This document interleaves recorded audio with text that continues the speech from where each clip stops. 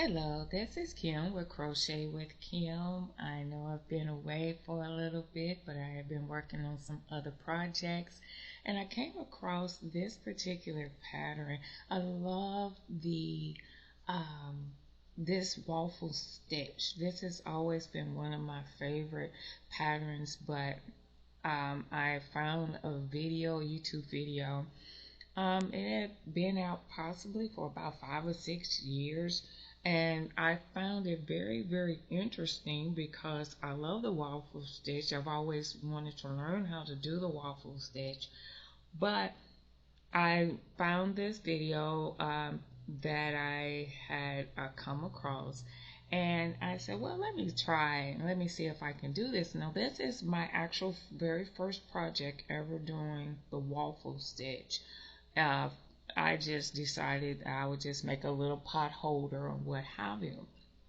And on the back, this is how it's looking on the back of the pattern. And I loved it. I love the front and I love the back. It's a different or contrast. But then I decided, I said, well, I'm going to do this by memory, or at least the best to my ability. And I created this one until I ran out of yarn, so I just cut it off here and made my little holder or a little place where I can hang it up. But this is what I came out with. On the back side, where it appeared both the front and back the same, where this one following the pattern, which this is exactly how her pattern looked, but on the back it looks this way. And I said I really like them. I really like both of them, but I really like this where it's on the front and the back.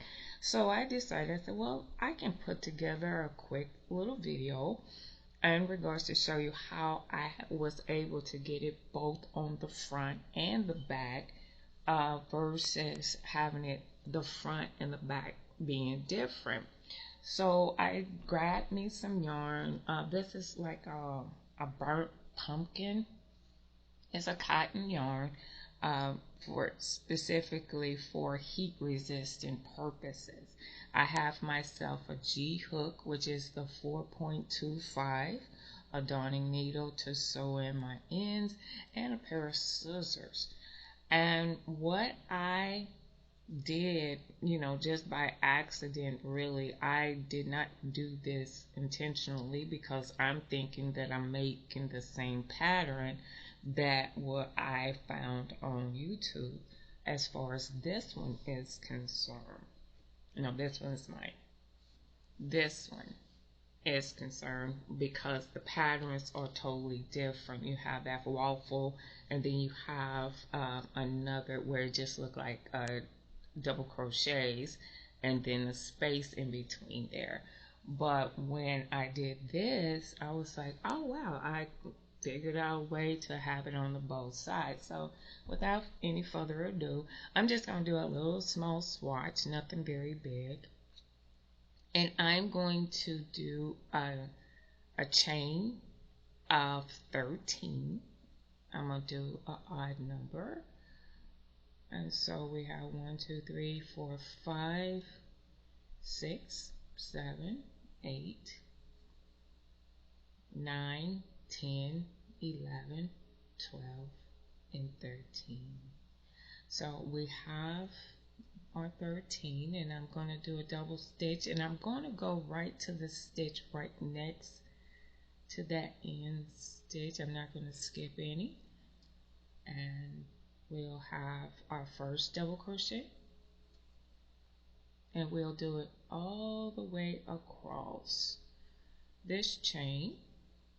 And you can use any yarn, scrap yarn, what have you. I was working on another project with this particular yarn, and I just thought, well, I'll just grab this for this video. Not super long.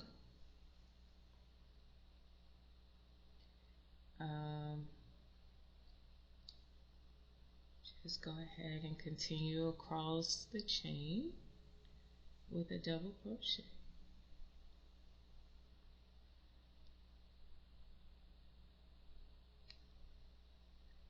waffle stitch, I always thought it was really a complicated stitch for me as I, younger when I was growing up, because I had not understood the full concept of crocheting, the terminology, the double stitch, the back stitch, the back loop stitch, the front loop stitch, triple crochet. And so I was just doing double crochets at the time when I was growing single crochets, and I think I gradually went into double crochets. So we'll go ahead and we'll end that row, and we'll have 1, 2, 3, 4, 5, 6, 7, 8, 9, 10, 11, and 12. So we'll have 12 stitches. Okay. Now what we'll do, we'll count up 2, and the inside string didn't want to cooperate with me, so I just continued to unravel it from the outside. That way it'll reduce fibers going all over the place. So we'll count up the 2, we'll turn our work, and then this very first stitch we'll put a double crochet right inside of that chain 2, and then we'll put another double crochet in that next chain. Then we'll do a front post double crochet, and then another front post double crochet,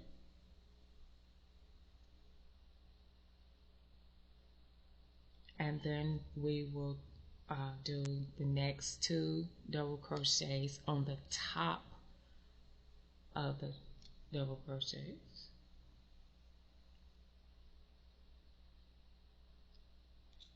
and then we'll have a double crochet front post double crochet and another front post double crochet where we're going under the crochet stitch instead of on top. Then we'll do 2 double crochet on the top of the double crochets, and then we're going to do this one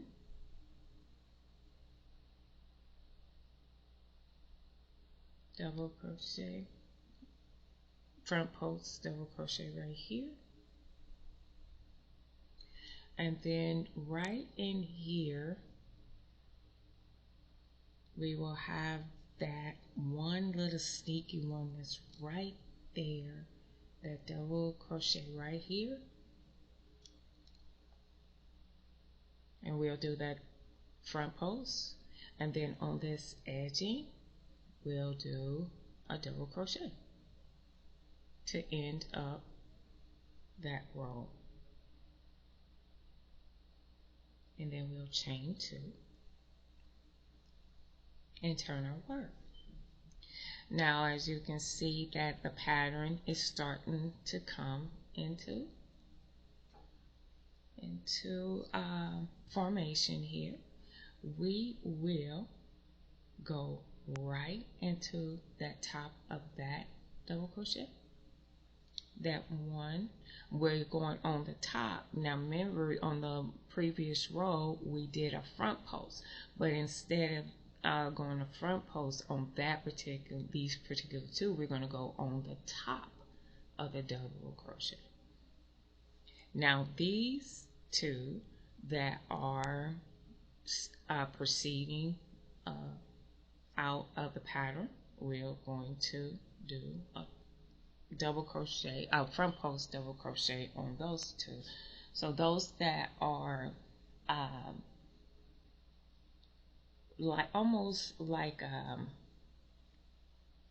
I want to use the right terminology for it, but standing out, we want to use those as our front post. distended, so to speak. And then we're going to go in the top of the double crochet,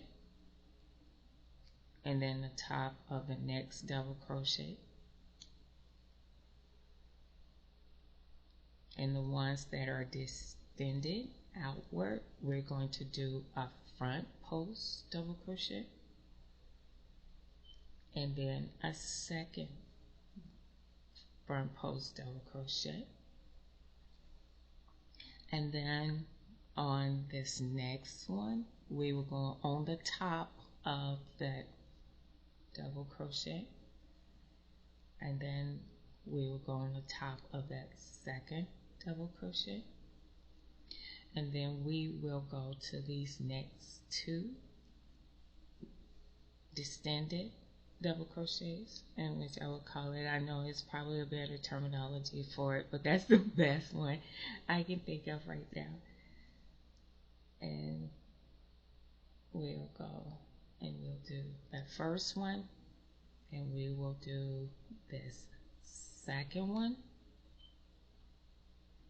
and then on the top of this last chain 3 on this row, we will go on the top of that and do our last double crochet, and we will chain up 2 and turn our work, so you can see that it's really coming together. We will go in the top of this very first double crochet, and then the second double crochet, and then we will go and do our first front post double crochet, and then our second front post double crochet, and then on the top of the next double crochet we will do 2 more of that one and of that one, and then our front post, first one, our front post of our second one, and then here we go, we'll do the making sure that we catch both of them. That one double crochet can be hidden behind that front post, so we make sure we count out 2, and then we'll do a front post, and then our second front post, and then we'll end our row with a double crochet in that last chain 3, and then we'll chain up 3 more, and as you can see, it's coming together. We have both on the front and the back, so either side would have that same pattern, whatever you want to use them for. Of course, this is just a little swatch or a little example. I just want to probably put myself maybe another 2 or 3 rows, making sure that we go on the top of that first double crochet, and then on the top of the second double crochet,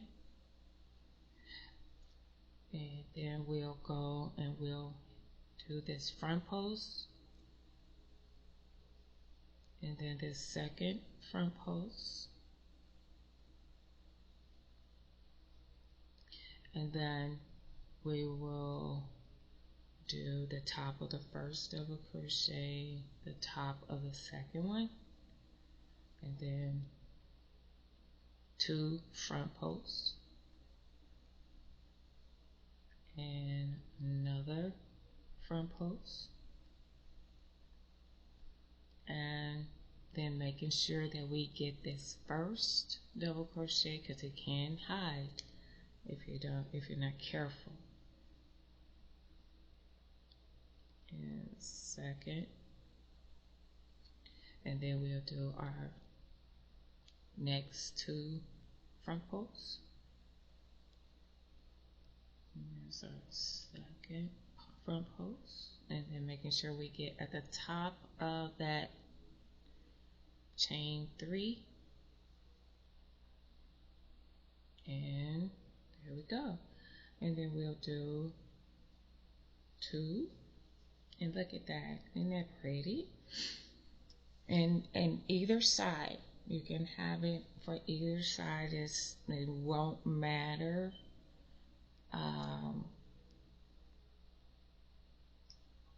Whichever way that you turn or flip the project, it will be the same on either side. And again, we'll make sure we get the first 2 on the top of the stitches. Then there's 2 front posts, and then we'll do 2 more on the top, and then 2 more on the front for the front post, and then 2 more for the back. On the top, I'm sorry.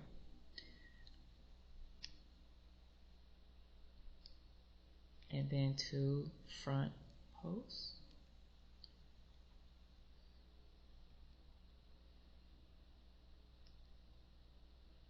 And then end up the row on the top.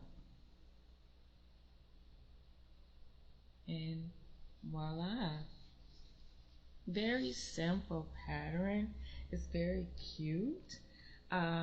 You can go as far, this will make a beautiful scarf, make it maybe a little wider. Now, in order for it to come out even, where you have like the 3 on the ends, like 3, 1, 2, 3, which is counting the chain 3, and then 2 double crochet, and then you have it also on, it will balance. You will need an odd number of count. Always have an odd number, because when you start crocheting, you'll have that even number or even balance where it's 3, 2, 3, 2, 2, 2, 2, 3, where it will equal 12. And you want to keep it that way for however long you want to go with that process. But I just thought that this was really cute, and actually I learned this by accident. I did not do this by following and again, I will explain to you. I love this pattern. This is one of my favorite patterns, and the back is totally different from the front. But when I tried to go by memory, so to speak, I ended up doing it this way, where it was on the front and the back. So it really wouldn't matter which side you use, it looks the same. And I like this pattern very, very well. So I hope that you enjoyed the video. I hope that you would try this project, because it's a beautiful, beautiful project, and it can work out to be a beautiful scarf. You can make a beautiful blanket. Just all kind of things that you can work out with this particular pattern. I do appreciate the YouTube channel that introduced the waffle stitch, that I did create this particular one, because I do love this, the difference of a contrast, but I also like it where you have the same thing on both sides. So this is Kim with Crochet with Kim. I hope that you enjoyed this quick little tutorial. You have yourself a wonderful day, and I'll see you next time. Bye bye.